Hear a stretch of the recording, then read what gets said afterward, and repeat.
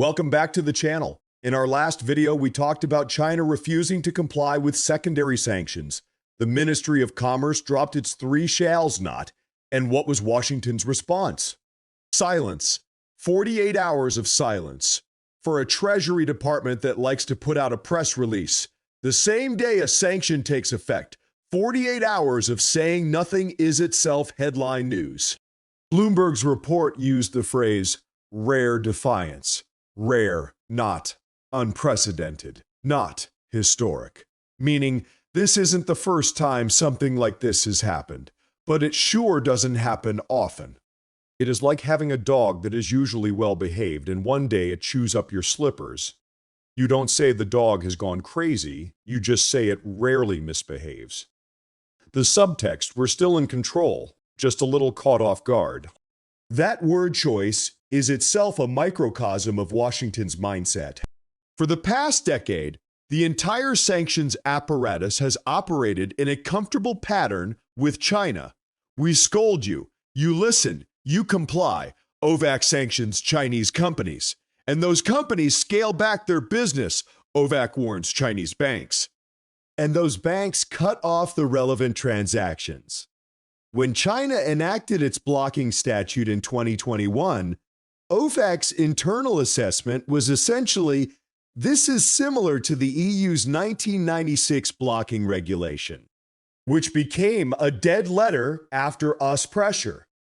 China's version is expected to go the same way.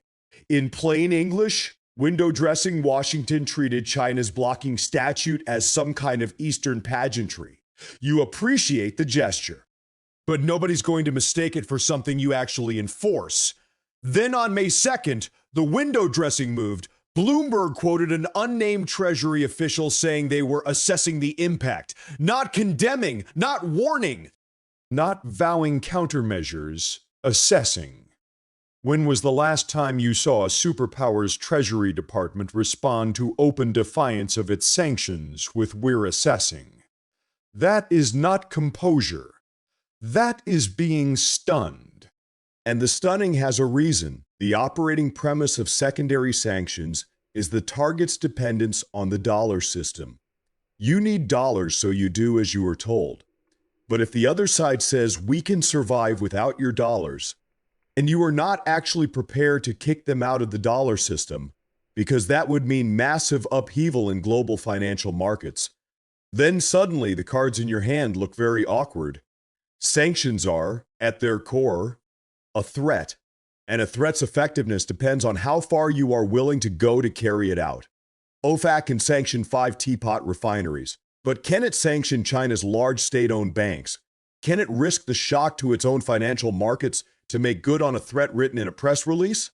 Bloomberg columnist David Fickling said what many people were thinking but didn't want to say out loud. China's sanctions defiance heralds a post-dollar world. His logic is straightforward. The more frequent the sanctions, the more incentive the sanction parties have to seek alternatives. The more alternatives emerge, the weaker the deterrent effect. The weaker the deterrence, the more frequent the sanctions needed to maintain credibility. It is a self-devouring cycle. In 2022, Russia was kicked out of SWIFT. The result was SIP's transaction volume doubling. Every time the U.S. weaponizes the dollar system, it is giving alternative systems a free global marketing campaign. So the real choice Washington faces isn't sanction or don't sanction. It is how much risk are you willing to take to maintain the credibility of your sanctions? If you don't escalate, 5 refineries openly defy sanctions with 0 consequences. What does every other country think? Might Brazil wonder? If China can say no, maybe we can too. If you do escalate, sanction a major Chinese bank. What happens to global financial markets? This is a nuclear-level option. And Washington is holding a screwdriver. Then there is the timing factor. There is a leadership-level summit scheduled for late May. China chose to activate the blocking order 2 weeks before the summit. The timing was surgical too early, and you have time to organize a counter-response too late. And sanctions concessions might get traded at the summit table, just right, at the exact moment where you don't have time to escalate, but it is too awkward to bring up escalation at the summit. Washington officials are probably working overtime right now. No response. How much domestic political pressure? A response that is too weak. Will China treat it as more paper tiger evidence? A response that is too strong. Will it blow up the summit itself?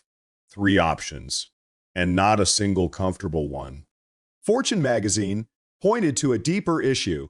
China had previously criticized U.S. sanctions rhetorically, but often allowed quiet compliance to protect dollar access.